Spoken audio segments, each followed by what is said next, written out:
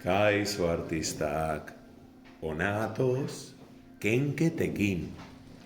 Baina kenketak beste era batean.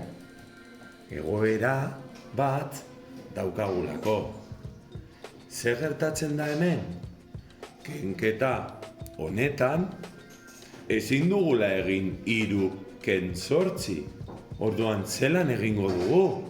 Truko baten bat egin beharko dugu, ezta?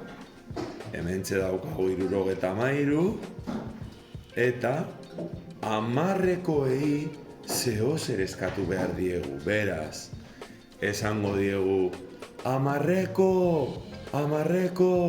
bat eman aldidazu mesedez? Bai, noski hartu bat. Eta orduan, horretarako zer egingo dugu? Magia egingo dugu.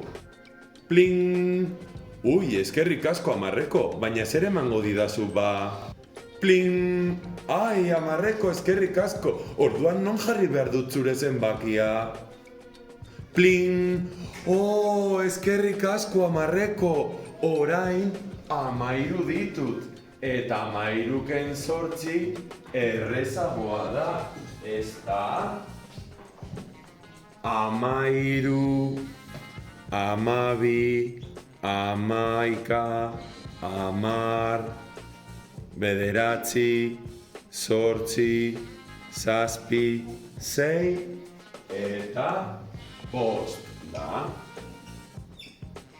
Eta ja bestea oso erreza da. 6 ken 4, 2. Beraz, kenketak egitean 10koari laguntza eskatuko diogu. Egin dezagun beste ariketa baten bat.